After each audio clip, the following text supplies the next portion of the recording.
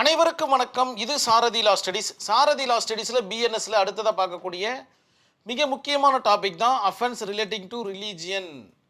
இதற்கு முன்னாடி offence relating to marriage பார்த்தோம், இப்போ ரிலீஜியன் பார்க்குறோம், அவ்வளோதான் வித்தியாசம்.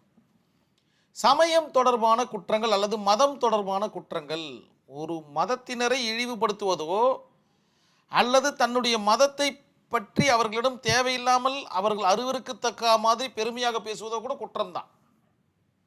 அவரவர்களுடைய மதம் அவரவர்களுக்கு சொந்தம், இவ்வளோதான் விஷயம். அதற்கு முழு சுதந்திரம் அளிக்கப்பட்டிருக்கு நம்மளுடைய தாய் திரு நாட்டில், இந்திய நாட்டில். இதெல்லாம் மனசில் வச்சுக்கிட்டு தான் நம்ம மற்றவர்களிடம் பார்த்திங்கன்னா பழகணும், அவர்களும் நம்மளிடத்தில் பழகணும்.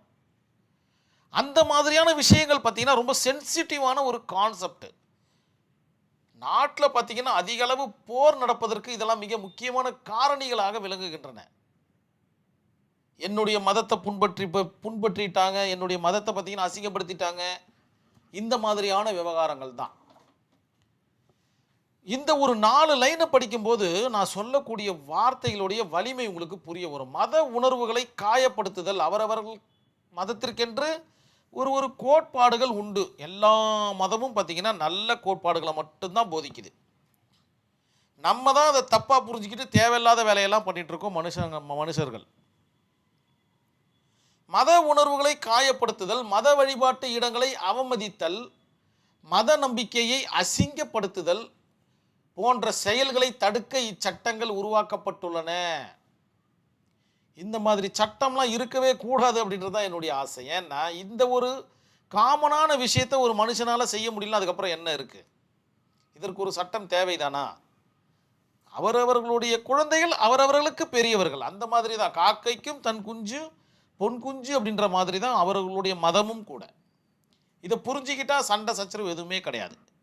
சரி, மேலும் இவை மத நல்லிணக்கம், ரிலீஜியஸ் ஹார்மோனி மற்றும் சமூக அமைதியை பேணி காக்க உதவுகிறது. எது? செக்ஷன் 298லேருந்து 302 வரைக்கும் ஆஃப் பிஎன்எஸ்எஸ். இது இருக்கிறதுனால தான் ஏதாச்சும் ஒரு பிரச்சனை வந்ததுன்னா அந்த பிரச்சனைக்கு உண்டான தீர்வுகளை மிக எளிமையாக கொடுக்கப்பட உதவுகிறது அப்படின்ற மாதிரி உங்களுடைய ஆன்சர் ஷீட்டில் எழுதுங்க. அது மட்டும் இல்லாமல் இந்த 5 கான்செப்டை மனசில் வச்சுக்கிட்டால் மட்டும்தான் உங்களுக்கு முழு ஆன்சர்ஸ் கிடைக்கும்.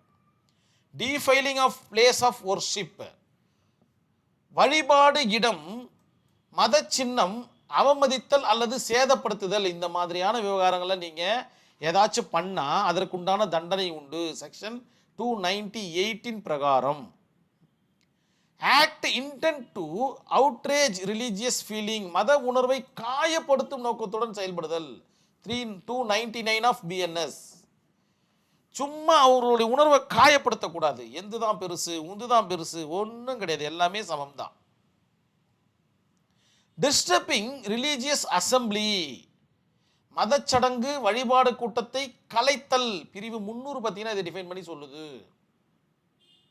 அவங்க ஏதோ சாமி கும்பிட்டு இருக்காங்க, அவங்களுடைய மதத்தை வழிபட்டு இருக்காங்க, அதை போயிட்டு பார்த்தீங்கன்னா வித் இன்டென்ஷனோட கலைக்கிறது, டிஸ்டர்ப் பண்ணுறது. அதுக்கு அவங்களுக்கு நேராக பார்த்தீங்கன்னா ஒலிபெருக்கில் ஏதோ ஒன்று கத்திட்டு இருக்கிறது, ஏதோ ஒரு கான்செப்ட்.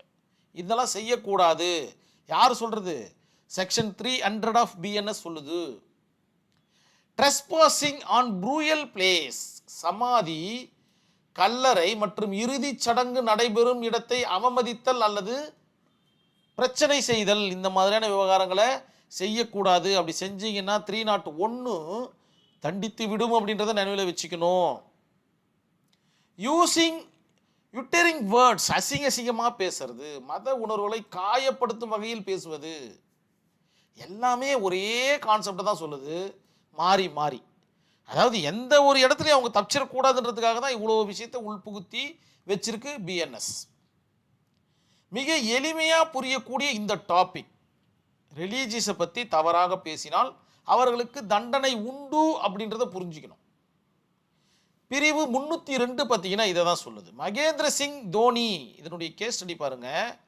எல்லாருக்குமே பிடிச்ச மகேந்திர சிங் தோனி வெர்சஸ் எர்ரகுண்டா ஷியாம் சுந்தர் 2017 நடந்த ஒரு வழக்கு. என்ன சொல்ல வருது அப்படின்னு பார்த்தீங்கன்னா, ஒரு பத்திரிகை அட்டப்படத்தில் என்ன பண்ணுறாங்க அப்படின்னு பார்த்தீங்கன்னா, மகேந்திர சிங் தோனி பிரபல கிரிக்கெட் வீரர், நம்மளுக்கு வேர்ல்டு கப்பை வாங்கி கொடுத்த கிரிக்கெட் வீரர், அவருடைய புகைப்படத்தை பார்த்தீங்கன்னா ஒரு விஷ்ணு பகவான் போல சித்தரித்து அவருக்கு பணமாலையெல்லாம் அணிவிச்சு ஒரு அட்டை படத்தில் என்ன எழுதி வச்சுருக்காங்கன்னு பார்த்தீங்கன்னா காட் ஆஃப் பிக் டீல்ஸ் அப்படின்ற மாதிரி ஒரு வாசகத்தோடு எழுதி வச்சுருக்காங்க.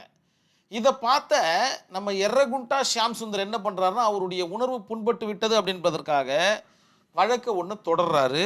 ஆனரபிள் கோர்ட் என்ன மாதிரியான விவகாரத்தை கையில் எடுக்கிறாங்கன்னா செக்ஷன் 295A படி குற்றம் நிரூபிக்க தீங்கியல் எண்ணங்கள் இருக்க வேண்டும். இந்த மாதிரி அட்டைப்படத்தில் ஒரு ஃபோட்டோ போடுறாங்கன்னா அதற்குண்டான தீங்கி மேலிசியஸ் இன்டென்ஷன் இருக்கணும் அப்படின்ற மாதிரி சொல்கிறாங்க. அந்த படம் பார்த்தீங்கன்னா விளம்பர நோக்கத்திற்காக மட்டுமே வெளியிடப்பட்டுள்ளதா, மத உணர்வுகளை காயப்படுத்தும் எண்ணத்தோடு வெளியிடப்பட்டுள்ளதா என்பதை தீர ஆராயணும். மகேந்திர சிங் தோனி வந்து எந்த மதத்தையும் அவர் பார்த்தீங்கன்னா பிரசங்கம் படுத்தலை. அதனால் அவருடைய படம் விஷ்ணு பகவான் போல தோன்றியது பார்த்தீங்கன்னா யாருடைய உணர்வையும் காயப்படுத்துகிற எண்ணம் கிடையாது, மென்சிரியா கிடையாது இந்த இடத்துல. அதனால் இந்த வழக்கு பார்த்தீங்கன்னா இல்லா நிலையானதாக அறிவிக்கப்படுதுன்னு சொல்லி அந்த வழக்கை ரத்து செய்கிறாங்க.